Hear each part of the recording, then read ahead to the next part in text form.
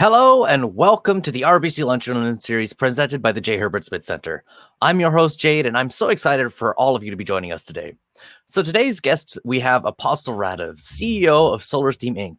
Apostol joined the cohort at Energia last year for the first online cohort that we ran. And throughout the program, we saw his company grow and adapt to the advice he received every week.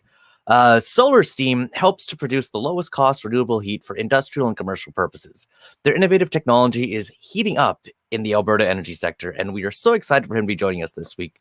So just a little bit more about Apostol. Apostol holds an MSc in Sustainable Energy Development from the University of Calgary and a BBA from City University of Seattle. With his experience in the front line of solar heating for industrial process innovation, Apostol's Calgary-based renewable energy company SolarSteam Inc. addresses the problem of high cost and high emissions associated with process heat. SolarSteam is developing novel concentrating solar systems for customers looking to improve performance as well as be more carbon and cost effective. In his spare time, Apostol enjoys traveling, pre-COVID of course, to Europe to visit his family, across Canada to make new friends, and across Asia with his last trip to beautiful Vietnam. Apostol is a hobbyist cook and photographer, and he loves watching football, that's European football, and tennis during his spare time. So I'll bring Apostol right on the stage with us today. Hi, Apostol. Hello, Jade, and thank you so much for the great intro. No problem. So thank you for joining us this week. I know I gave a bit of a bio here, but why don't you tell us a little bit more about yourself other than what I've written and read off real quick? Yeah, of course. Thanks for that, Jade, and good morning from Calgary to everyone. I believe we're 3 hours behind, so it's just shortly after 9 o'clock for us.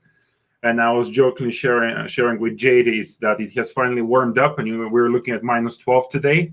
After about minus 35 for the longest period of time. So we are really happy that things are heating up both for SolarSteam and for the city of Calgary and the province of Alberta as well. But a little bit about myself, maybe something that wasn't in the bio there, and thank you so much for this great introduction again, is that I've as a way of actually putting myself through school, through City University of Seattle, I spent quite a bit of time working at the hospitality industry. Just like many other people to help pay for bills and help for tuition.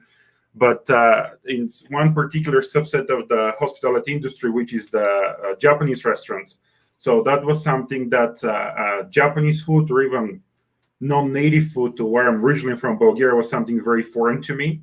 So it was a very interesting learning experience to dive into something that I had no prior experience and understanding whatsoever.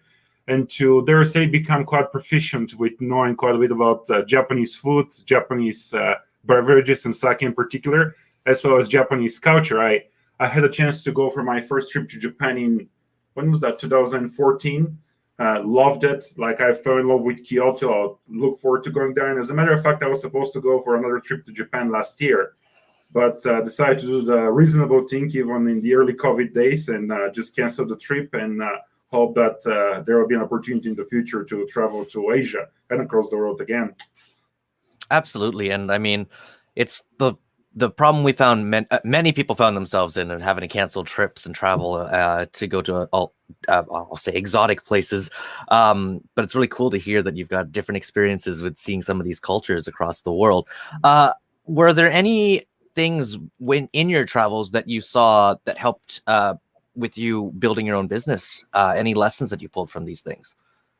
Well, you know what was interesting about my last trip to Vietnam and fell in love with the country, spent quite a bit of time in Hanoi, had a chance to travel to some of the other parts of northern Vietnam, was really something that struck me was the resilience of the local people. And even that's something that helped me see things from a different perspective with building a business, but also see almost things from a different perspective, even in the strange times that we live in today, like in a COVID world. Just looking at, there is examples from across the world, but my freshest example is from Vietnam and understanding what people have gone through. I really enjoy watching documentary movies about a particular country before traveling to. Unfortunately, there is only one type of documentary movies about Vietnam that are very much related to the different, let's call it hostile environments that they have found themselves in. But it was really seeing that it was the resilience of the people that helped them pull through, and now they're one of the largest and strongest economies in the world. So it was, and I've seen examples of that in some of my other travels, visiting places across Asia as well as in Europe, going to places in my home country, Bulgaria. I dare say I grew up in a pretty good environment, but there have been parts of the country where people were not as lucky and fortunate as maybe other folks. So seeing that perspective in my travels through Asia, that brought me back to some of the experiences I've had in Bulgaria, was really a good refresher that it is not always that we need to see ourselves strive. I'm all about striving for excellence, but not for perfection. So it's not so much about always trying to see ourselves on the top, but almost even enjoying the moments when, which is part of the path, not so much the destination, if I'm to use a cheesy phrase for you today. No, absolutely. A lot of the stuff I've been reading recently, personally, is about enjoying the journey of the grind. So it's really good to hear that sort of stuff coming from other entrepreneurs as well, because I don't know about yourself, but I find that I'm very objective oriented. So visualizing that path forward, you're looking for that next milestone, because that's how we do stuff here in our world. So a lot of the stuff I've been reading, especially because of COVID anxieties and all these sort of things, it's moving towards enjoying the little moments, the grind, and having that enjoyment and being in love with it, so you don't get burnt out by always running for the gold. Yeah. And actually, one of my mentors shared something with me about 3 years ago. A shout out to David Milia here in Calgary. And he told me at the time when I was embarking on this entrepreneurial journey, like, make sure you enjoy it. And I was thinking to myself, what does he mean enjoy it? Like, there is so much work that needs to be done. And when people are asking me, like, is having a startup, this is so much fun, so cool. And I'll tell them, like, well, cool is the last word that comes to mind when I think of everything that I need to do on a daily basis. But with time, I have learned how to enjoy the little victories and celebrate them. Actually, I had a chance to watch for the first time the Office series. I even ordered a couple of stickers for my notebook to sit on the camera. But I was actually talking to my partner, to Taylor, yesterday, and she shared with me that one of the phrases that she really enjoyed from The Office was near the end of the show, when Ambi was saying that he was thinking about the good old days of when he was at university. He was saying, I wish I had known at the time that the good old days were happening to me at that time, so that I can enjoy it instead of looking back. And to me, that's something really important. I think it's critical for us to learn from the past and from failures or mistakes, if you'd like to use such phrasing, but not so much to get stuck in the past and feel nostalgic. Like nostalgia in moderation is probably good, but to learn and to move on. And another phrase that I'll never be the person to say quote me on this, because I've heard a lot of these phrases from other people. But something else that I heard recently that really enjoyed is that the past remains in the past. It just belongs in the past. Let's learn from what we have done and move on. Absolutely. So let's just move with that for a second there, and let's talk about the past for just a second. Let's talk about how you got started upon this journey, this entrepreneurial journey. So we know a little bit about your background with sustainable energy development, but what led you to start your company, and why not tell us a bit about the technology as well while we're at it too? Of course. So yeah, let me start off by just giving you a very quick intro into the technology, and then I'll be happy to speak about my entrepreneurial journey. So our company, it's SolarSteam Inc, the legal name. We're a renewable technology company with own IP control, and we are based out of Calgary, Alberta. We develop concentrated solar thermal systems, and our customers buy them or adopt them so that they can lower their greenhouse gas emissions, as well as lower the cost of the fuels that they're typically using in generating heat. And we officially incorporated in October of 2017. So we're pushing over 3 years now. And I would say we had the initial spike of quite a bit of progress and interest. And then we spent about 2 years in the valley of death, but we managed to come out of the valley of death in one piece. And what's interesting is how I started on that journey, like your question. I remember early on I applied for a program, for a funding program here in Alberta, where one of the questions of the panel was, what does entrepreneurship mean to me? And at the time, I told them that we don't have, or at least I don't know if we have that word in my native language, Bulgarian. So to me, it was really hard to wrap my head around like what the word itself means and how to explain it. So to me, it's almost like entrepreneurship is part of our daily lives. Like I didn't mean to sound at the time philosophical to an extent. It's like it's what you do every day and how you approach things every day. But at the time, I didn't have a better explanation than just when your back is against the wall, like you find ways to make it work. So I wasn't, interestingly enough, I wasn't successful at the time with that funding program, but it really got me thinking of what does actually entrepreneurship mean to me. And I spent some time and I came up with another cheesy phrase where it was something along the lines of entrepreneurship is the overlapping being the keyword space that lives between courage and stupidity. So like I'm all about being courageous, but courageous doesn't mean running across the highway without checking both ways just because there is something flashy on the other side. So it was a struggle. I dare say, like there was like the vision was there, but it really comes down to the strategy and the doers in order to digest it to bite sizes so that you can start executing on that. But just an interesting note is that I mentioned that I was part of I was invited to apply or to interview for a funding program here in Alberta. That was in early 2019. Fast forward 2 years later, there was the second cohort intake, and we were actually successful from the second try with the Green STEM program through the government of Alberta that is currently providing over $250,000 into development of our company. So a little story I always like to tell there is that emphasis is when sometimes people ask me like, oh, you've been so successful recently with so many programs. And I always like to say is that the success came after a lot of trial and error, where we weren't successful with a lot of these programs. We tried it, like we weren't applying at the time with the ideas like, oh, let's learn. We were applying because we want to be successful right from the get-go. Unfortunately, it didn't work out, but we took these lessons, we analyzed them, not to the point of analysis paralysis. I don't want to be really spending too much time analyzing things, but just enough time, and that helped us really be successful with the second and the third and the fourth tries. Absolutely. And I think that really speaks to something you said earlier about, learning from your failures, but not dwelling on them, right? Yeah. So you can, we say it here at TME all the time, fail fast, but fail smart, mm-hmm.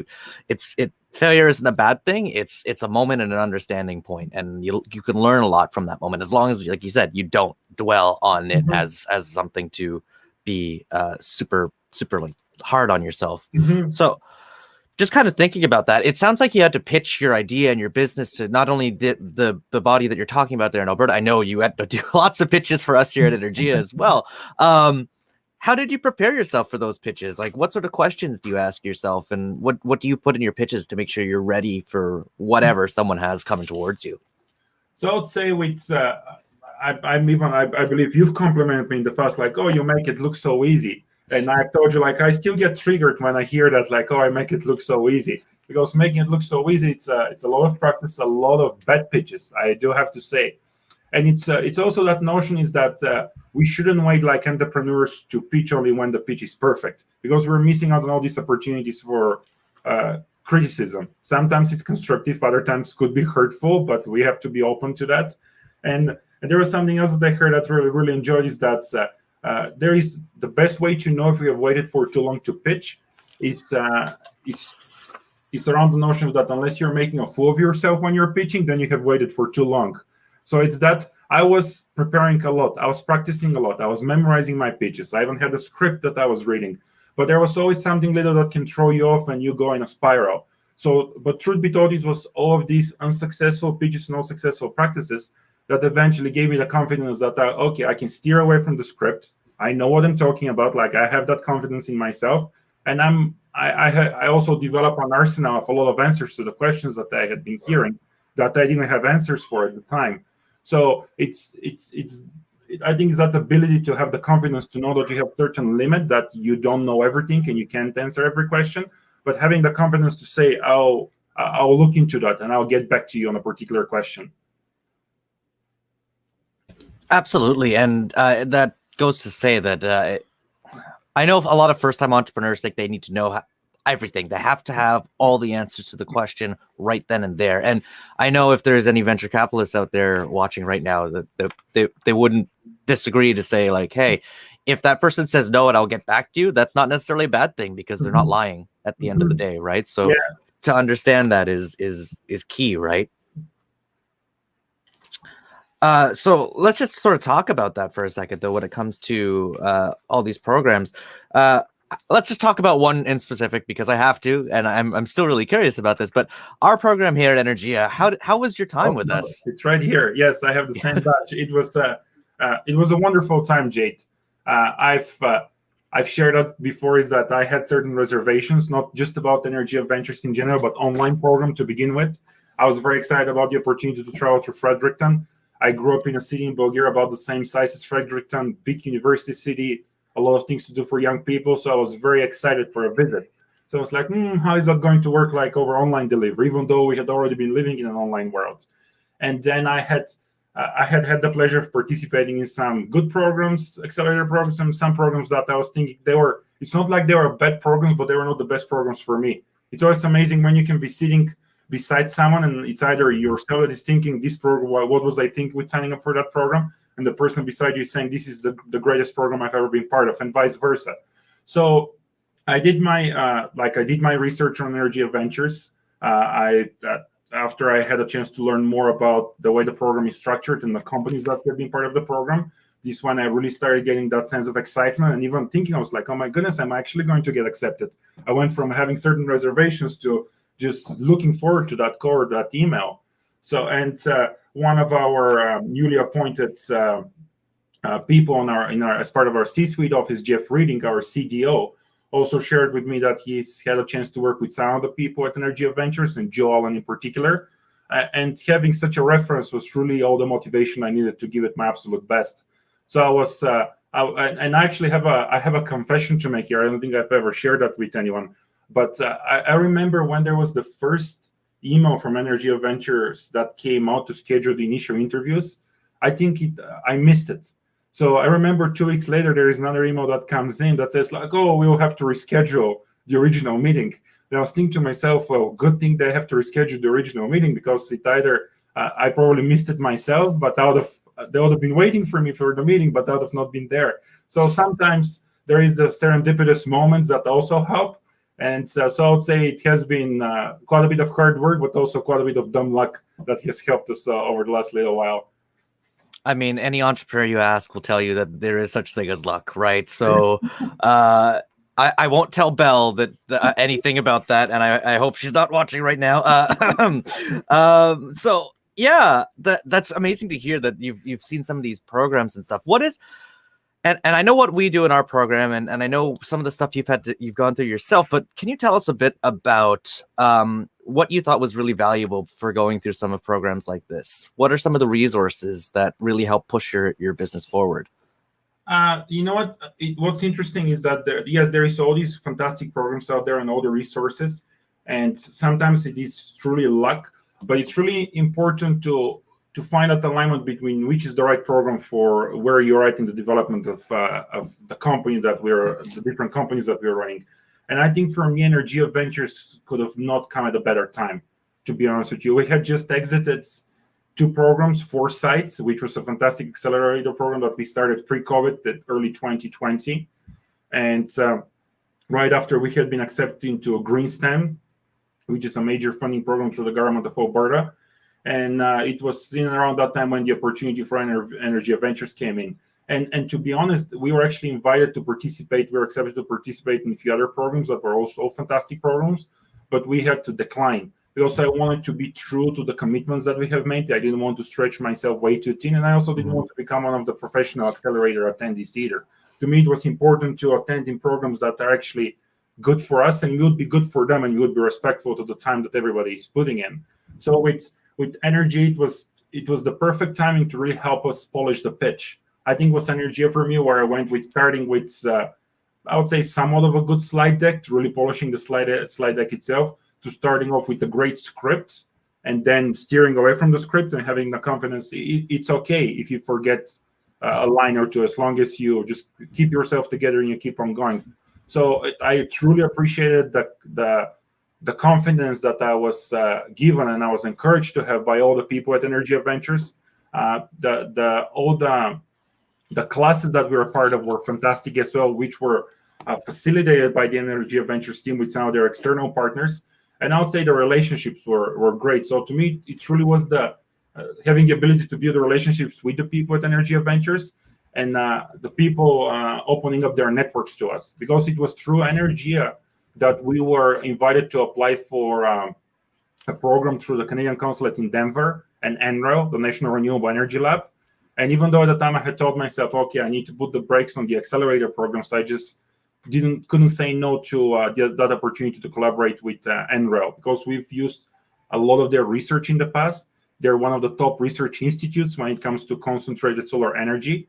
And as part of the program, we're actually currently part of this program, but it's not as hands-on as Energia Ventures. We have meetings every couple of weeks.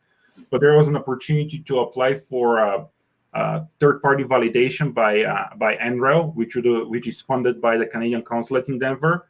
And we're still part of an extremely strong cohort with companies from across Canada. And we were actually one of the companies selected to receive that 40 hours of validation. So this is the first time I'm actually sharing that publicly. And I do want to say a big thank you to Dominic as well as to Joe from Energia Ventures, because they really helped with facilitating that relationship for us with the Canadian Consulate in Denver. Amazing. So this validation process with NRail, what is this going to do for your business? Like, what does that mean for your technology, and how is that going to help push it forward? So we are going to focus in one aspect of our technology in particular that requires that further de-risking, so to speak.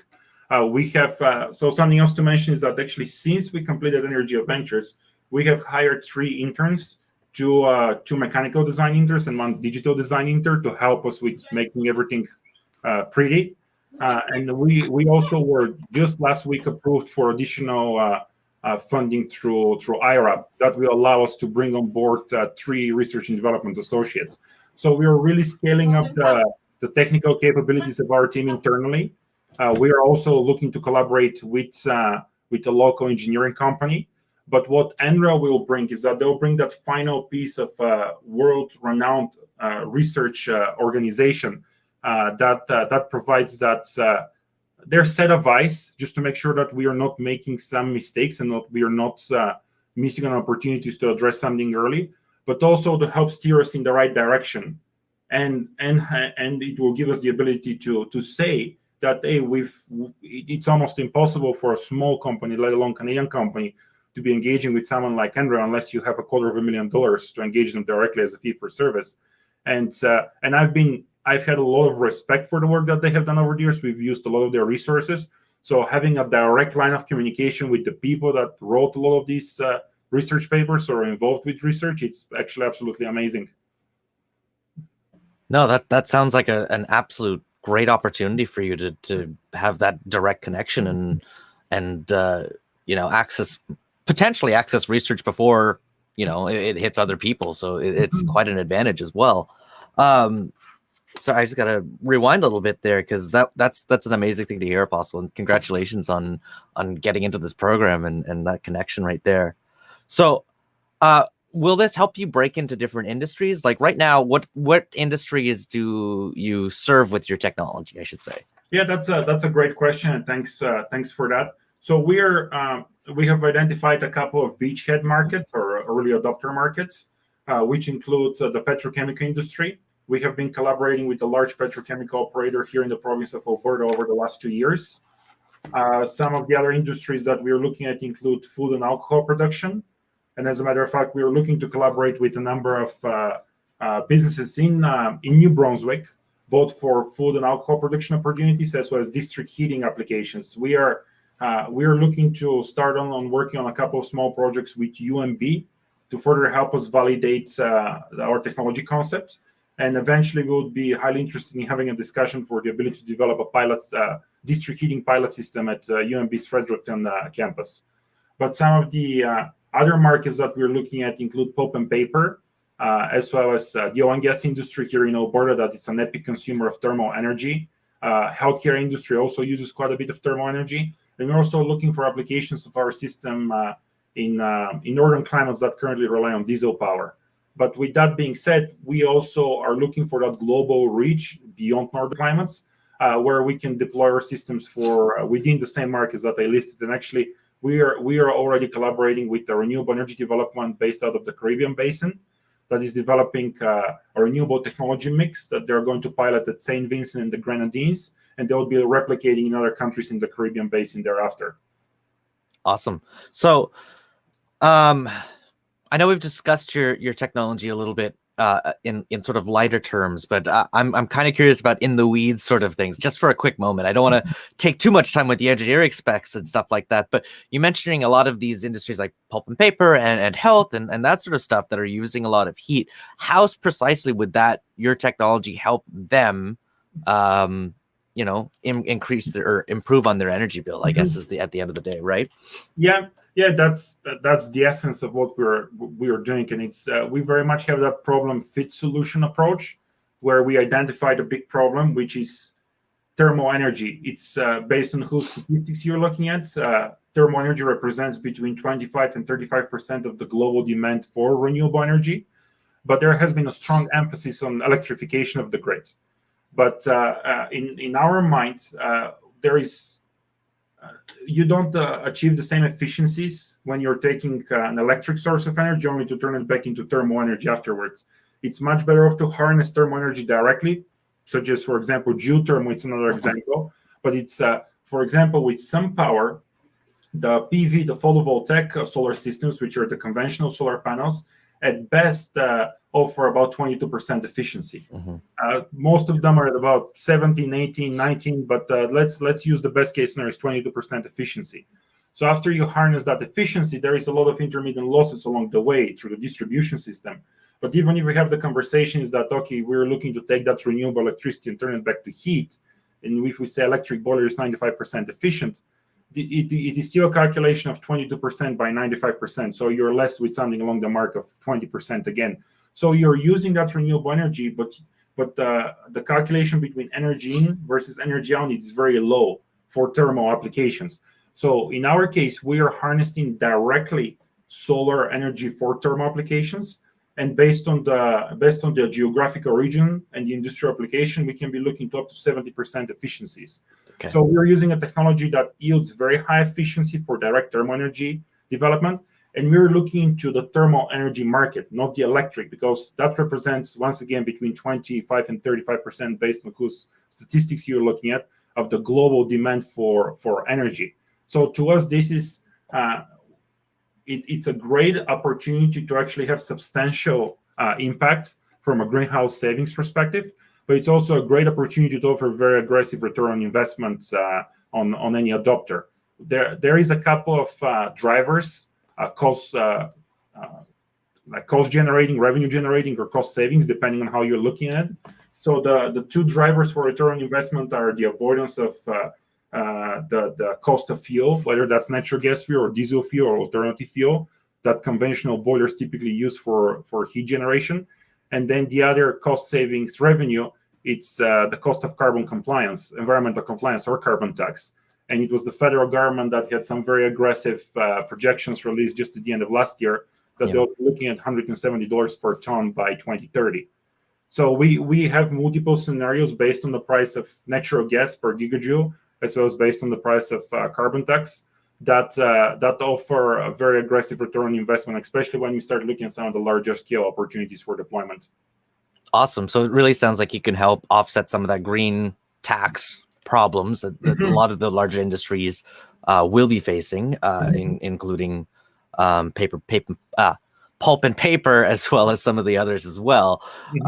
So that's really amazing to hear that you could really help reduce some of those energy costs for those industries. Something else that would be worth mentioning is that we're very much approaching our system as a plug-and-play application.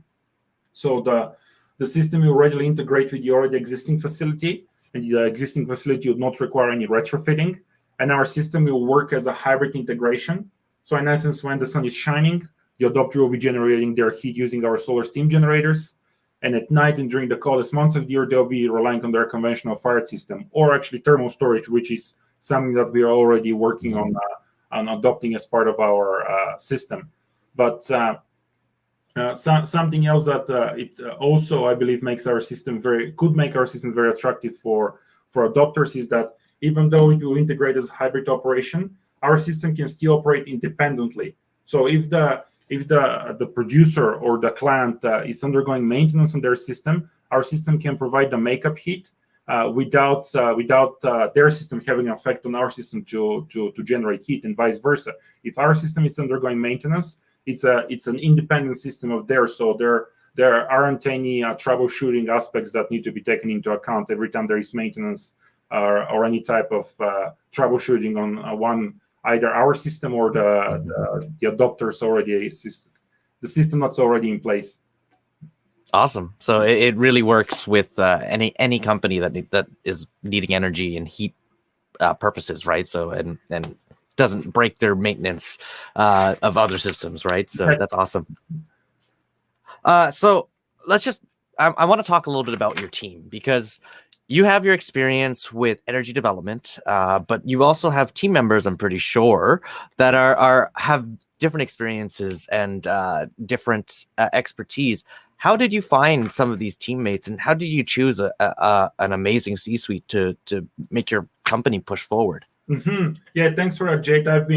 We've been extremely fortunate with having some amazing people that currently work for us and that have also helped us in the past. Excuse me. Here, let me just have a sip of water.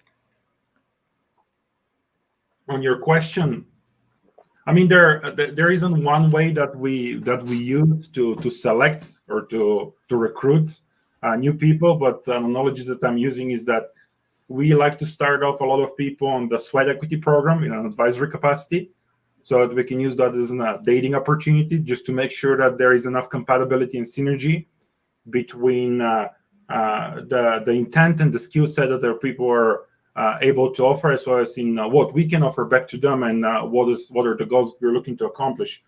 So we've been very fortunate to actually recently onboard a very experienced chief financial officer, Wendy Hanno, that started off on the sweat equity program, as well as clean tech industry veteran Jeff Reading, who recently joined us in the chief development officer capacity.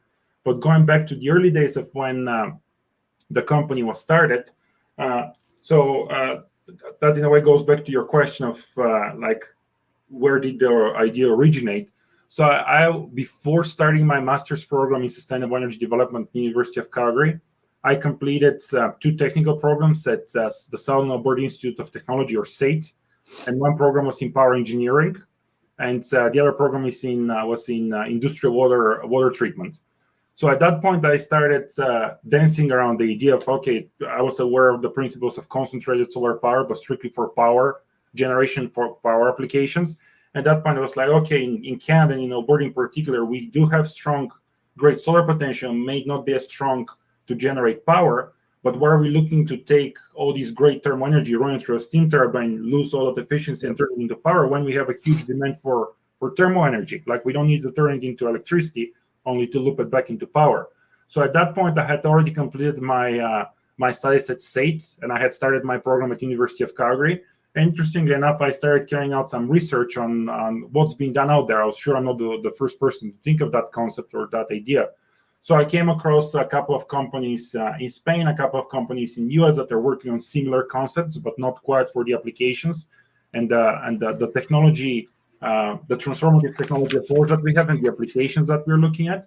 And at that point, I actually came across a first-class power engineer who was also a power engineering instructor at SAIT, the very same college that I had just graduated from. So that's David Babbage, who became our CTO. But what's interesting is that I never, even though I was taking power engineering program and he was teaching power engineering program, we were just never in the same class. So I reached out to him afterwards, and he had just finished mentoring a couple of master students from Sweden that were also working on a similar concentrated solar application concept. And this is how we started the relationship. And fast forward about a year and a half later, at completion of my master's program, this is during my master's program, I had to develop a capstone project. But I had a very fantastic mentor who encouraged me to not just see it as an academic study, but also see it as a viable opportunity, and develop the business plan, and develop the investor slide deck, and everything else that comes with starting a business. So at that point, I more or less, I would say, I made a decision to actually really pursue that as beyond the academic studies, and pursue it as a business opportunity. And this one I also had the chance to attract David Babbage as a co-founder and CTO of SolarSteam. That's amazing to hear. That's a crazy journey to see that someone going from an instructor to a partner and to be a business partner is a big step. Especially when it sounds like you had a lot of experience with the energy and the energy side, the more technical side of stuff, but then bridging the gap towards the business side and having someone else say, hey, why don't you write a business plan about it? Well, I know a lot of the people watching right now have some experience in business plans. They're also like starting their own business. What sort of resources did you look at to really start getting the hang of business plan writing? So BDC, Business Development Canada, I believe at the time had a template that I used. So that was the first business plan. And it's funny thing is that I did mention, David Milia was my academic supervisor, one of my academic supervisors at University of Calgary. And we were actually recently shortlisted to be one of the top 20 Alberta clean tech startups. And we were just waiting to hear if we were going to be successful with the next stage of the top 10. But it's interesting is that we all love LinkedIn these days. And I had a post on LinkedIn. And it was David Milia that just had a little note. He was like, great progress. I still remember the days way back when it was just when we were just starting with the business plan, and I followed up a crazy idea. So the resources, it's one thing to have a template. There is a lot of great templates out there, but also I had a lot of support of people coaching me how to approach a business plan. What are the sections what are the key sections? What is an appropriate content that needs to be filled into a business plan? And also the notion that this is a living and breathing document. It's not a document where like a thesis or a research paper, you developed it once and then it's there forever. It's something that needs to evolve all the time. And you can't fit all the content, and perhaps you shouldn't be looking to fit all the content. And it's a fine balance between the technical story that you're telling as well as the commercialization story. So something that I've really learned over the last couple of years is that we really need to be able to switch gears very quickly on speaking about technology, as well as speaking about the commercialization opportunities. Mm-hmm. And something else that I was told repeatedly, especially over the last couple of months, is that that we also love speaking of what's at the top of the sales funnel, but what's really important is what's at the bottom. It's like, mm-hmm. which are the relationships that are starting to pay off? And some relationships take years to build, other relationships take a couple of months to build, and also it depends on your product. I always make the joke, it's one thing to develop an app and have an MVP in 2 days. It's a different thing to have a hardware technology. So typically when people ask me, what is our MVP? I'll tell them that we have multiple pieces of an MVP. We have a little desktop system as well, but there is other pieces of MVP that give us more credible information than just the desktop model that you can see and touch and feel. Sorry, my mouse isn't working. Absolutely. And yeah, as you said, hardware versus software, it's a completely different story. And we've had some hardware companies on here earlier in the year, and the challenges that they face are completely different to some of the software companies that we talk to. And as you said, the sprint on a software company, you can get a new widget out in a month, but the hardware company, I don't think it's going to happen unless you have in-house manufacturing, in-house building right there to see that happen. We do have a question that has come in from Xavier, so I'll bring that up on screen here for you. Any tips on establishing partnerships with big players as a startup? What are the do's and do nots? That's a good question. Like the very first thing that comes to mind there is like so first of all, find a champion within that company. And that might be a lot easier said than done. I recognize that. So find a person that it doesn't have to be a person high up on the top chain, but also you can start off with like in our particular case, because it's an energy technology. So I can speak about operators. So you can even start off with an operator, someone that is on the field, and there is different types of champions. You can have your technical champion, you can have your business champion, and you can have your environmental champion. And then on top of that, I'll even throw regulatory, but that can be bundled up with environmental. So I know in some of the sales trainings we've had is or like how do you close a sale. So I've always said is that we don't see it from the opportunity of closing a sale. We see it from the opportunity of closing a relationship, so to speak, so that you can go through that gate and develop a relationship with someone else. So just going back to the question, I don't want to lose track of the question that was asked, the do's and don'ts of developing a relationship with a big company. So this is the notion of customer discovery, not sales, but customer discovery. Let's say you're in the healthcare space and you're developing a product that can help treat cancer better. So state your assumptions of who do you think can benefit from your product and go and validate that. Don't tell them, you have a problem, I have a solution for you, but ask, do you actually have that problem? Some of the simple questions like, what have you done to address that problem in the past? And people can, there is like other courses and people that are probably better versed than I am on tell you what are the best questions to ask. But the idea is to build a relationship.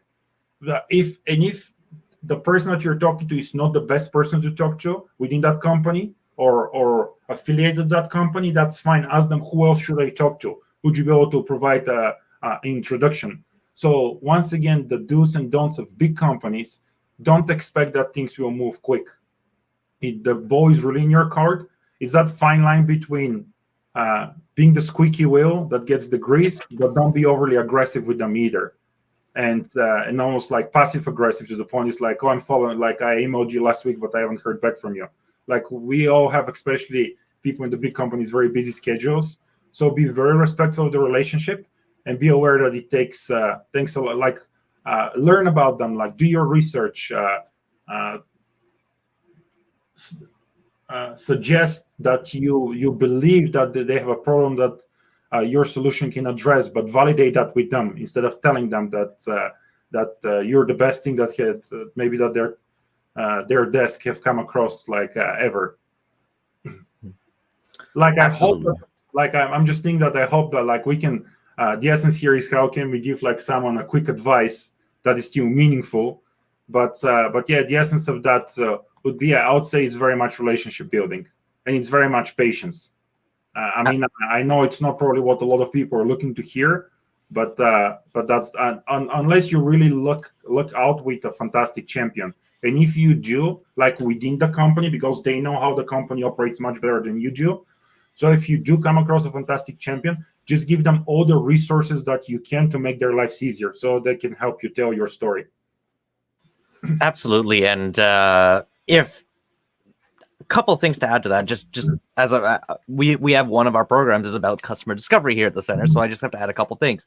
So as Apostle said, make sure you ask questions and make sure they're open-ended questions.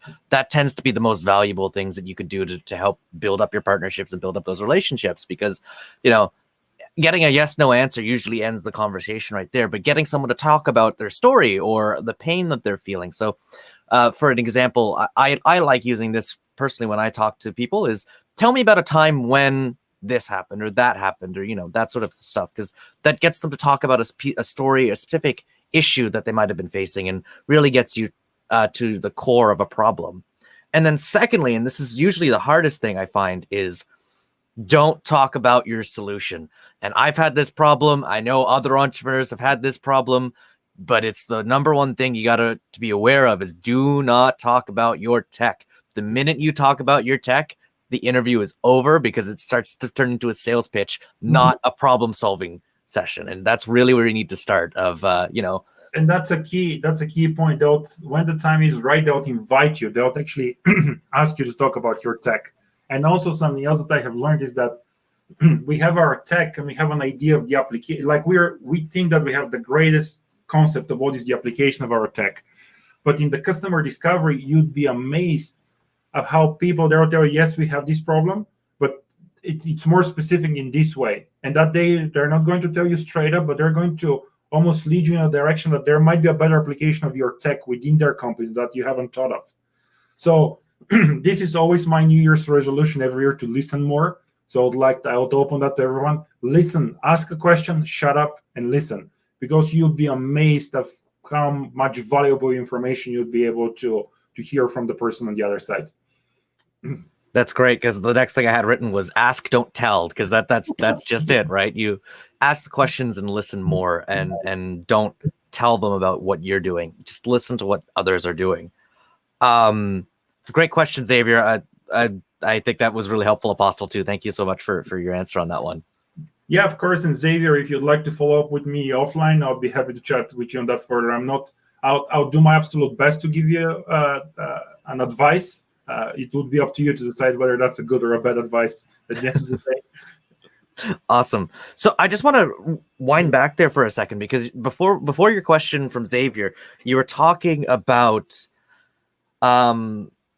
the coaching you received from others and the mentorship that you received. I just want to ask you real quick, who are some of your mentors that you have, and what sort of coaching do they provide for you? So I did mention David a couple of times, David Milia. So he's been a mentor ever since I was at University of Calgary. So he started off as director of the Center for Corporate Sustainability, and then he was leading multiple centers within University of Calgary. I really enjoyed my relationship with him, because he was someone that had the experience and the ability to understand not just the technical side, but the commercial side as well. And that, to me, that's a key aspect. So another mentor of mine, it's another David, our CTO, David Babich, who is he's a first-class power engineer. There isn't that many of them in Canada. Has over 30 years of professional experience and about 10 years of academic experience. But he's also an MBA. So that's a very rare breed to have someone that is that technical that also has the business understanding. So what I've learned from him is that importance of keeping operations and maintenance in mind when you're developing a system. And sometimes that misalignment or speaking different languages when you're talking to engineers, architects, and then operators. Like an engineer will tell you, we want 2 valves to minimize cost and to make the system more efficient. But the operator will tell you, I want to have a valve above my head because that's how I troubleshoot. And then, so it's that ability to understand what were the aspects that the operators wish were taken into account when the system was designed. So that still is something that we take with the utmost importance and respect when we're developing our system. Like, I don't want to miss anyone, but someone else that I really learned from is Jeff Reading, who I had a chance to meet through the Foresight program, and he's currently our Chief Development Officer. I appreciate not just his, but everybody's patience with me. I always tell people that sometimes I do need to hear the same thing 15 times before it actually clicks. And I treat people the same as I expect to be treated. So I apologize if I repeat the same thing to them 15 times. It's just the way my brain operates. But it's the entire. It's really up to us to engage the ecosystem, actually the clean tech ecosystem, and get the most out of it. Not like, oh, someone told me that I need to go and talk to people, and that's the way to go. You talk to someone, they're just not the right person to talk to, and then you think, okay, I tried, and this was it. What's interesting is that it was. For the most part, is that every time I had some type of a great expectation of an outcome of either a relationship or attending an event, it was usually when there wasn't much that came true. But it's like these opportunities that were almost a fluke. Okay, I'll respond to that email last minute. Or like, okay, they did email me 4 times, and sometimes that doesn't work with me. The occasional times it does. I'll respond to that, and then it's the greatest relationship that you could have ever imagined. So it's really put yourself out there. I know it could be time consuming. I know it could be tiring, but put yourself out there and be very honest with yourself with what is the type of support that you're seeking, and be vulnerable and be receptive, because it's the worst thing that we can do is that I know answer when somebody's coaching you. People don't know us that well, especially people that we're just meeting. So make sure that you're respectful to their time, and that you're also honest even with them. Is that, hey, here are my expectations. This is what I'm seeing. Like, is there a way to get there? And if it is a no, that's okay. And also the last piece of advice there is advice or mentorship. It's worth like what you're paying for it. So sometimes if you're paying for it 0, and if you're investing 0 value on your end in building the relationship, this might be what you're getting in return as well. So the more you invest in a mentor and relationship, likely the more you're going to get out of it as well. I think you're on mute there, Jade. Thank you.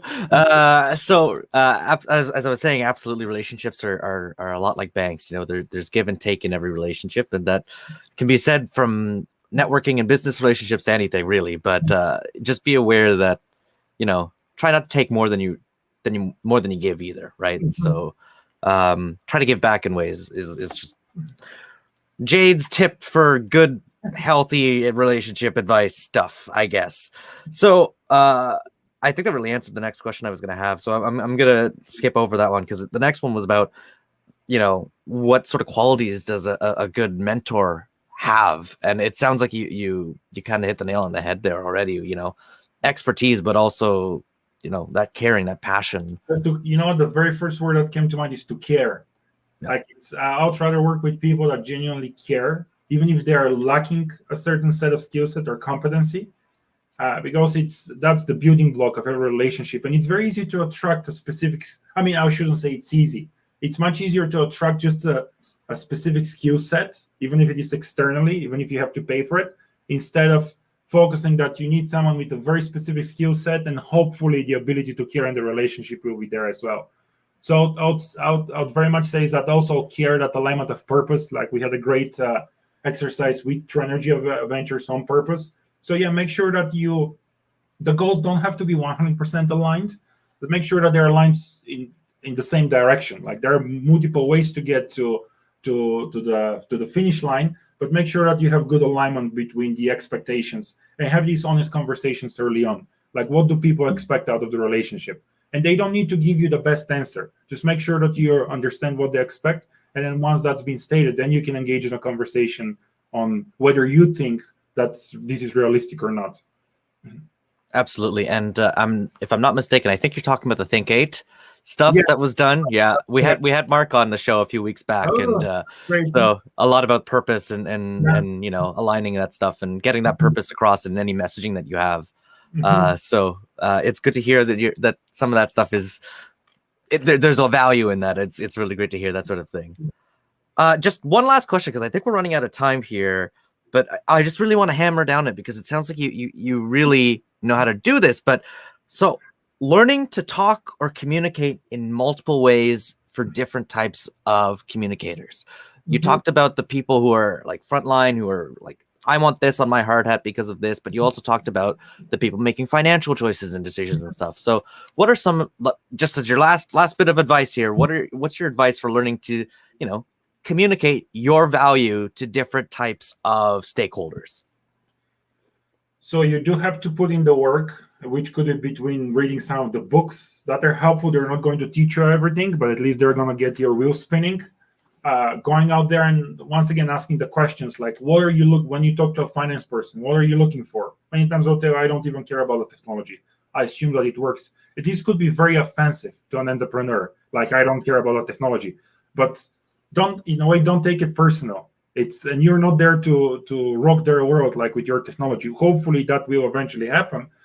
So if you're talking to a regulatory person, it's not like, oh, we'll build it and then the regulator will be so amazed with what you're doing, they'll just give us the approvals. It is not how it works. So engage all these people very early on. Don't wait until you're perfect. Engage them very early on, whether it is on the finance side, the regulatory side, or the customer development side, and see what matters. See what they're looking to be validated at different stages of development. Because there are certain things that you want to validate, but see what's important for them if you want the stakeholders to have that continuous interest. And I would say is that it is okay if we're not fiscally or legally savvy, but as CEOs, we need to develop that competency to a certain level, and then surround yourself with the people that are. It's once again, it's really interesting because you want to have a good CFO, but also, and they don't need to be proficient in the technology, but you need to make sure that they have somewhat of a desire to understand the technology. It's not that I'm just the CFO, and even to this is sometimes when you talk to the salespeople and they'll tell you it doesn't matter what the technology is, we're here in sales. And respectfully, I disagree with that. I'm not saying that salespeople need to be proficient in the technology, but if you talk to someone that does have both the business and the technical background, that they start asking you the technical questions, and you can continuously defer them or you make up answers, like this is this is something that I don't appreciate when I'm talking to someone. I've made that comment a couple of times, is that I get unsolicited invites all the time. You're in the solar space, let's say you're an inventor. It's like, we don't need, they haven't done 3 seconds of research in our company to realize that we don't even need that. So yes, there is no need for us we wear a lot of these hats as we develop the companies. Let's be honest with ourselves of which are the positions that we need to fire ourselves from, that we suck at, that we did our absolute best to learn, but there are people that are better fitted for these positions than we are. Absolutely. We can't be the jack of all trades. Yeah. We could be a Swiss Army knife and try our best to do all the things, but you know what? A screwdriver is still going to do a lot better than that Swiss Army knife, right? So thank you so much, Apostle. I think we're going to cut it there just because I don't want to take. We had until 1 o'clock here, so I thank you so much for joining us. I really appreciate you taking the time and talking about your journey and sharing some of the advice you had on about the entrepreneurial journey as well. Well, thank you so much for having me, Jade. It's always an absolute pleasure to reconnect with my friends in New Brunswick. We spend so much time together now that we're not in touch every day. I almost feel like, there is something missing. So I'd love to be connected any way I can. And thank you so much once again for this opportunity. Absolutely. No, thank you. And thank you all out there for tuning in to this week's RBC Lunch Learn series hosted by the J. Herbert Smith Center. I hope today's show was helpful for you on your entrepreneurship journey. If you have any questions about any of the programs, for example, Energia, which is recruiting right now, and we have an information session coming up on Thursday. So if you are interested in the Energia program, tune into that as well. You could find the information on the Energia Facebook page or on our TME Facebook page or websites. And if you have any questions about those programs, please send it to our Facebook pages or tme@umb.ca. And if you have any other questions for Apostle, send them there as well, and be more than happy to connect you with Apostle and send those forward as well. So next week, we have Greg Hemmings, CEO of Hemmings House. They are a media production company from St. John that produces quality film and media for customers across the region. And it should be a very interesting and conversation about entrepreneurship again and getting your message out. So thank you all for joining us, and I hope you all have a great week.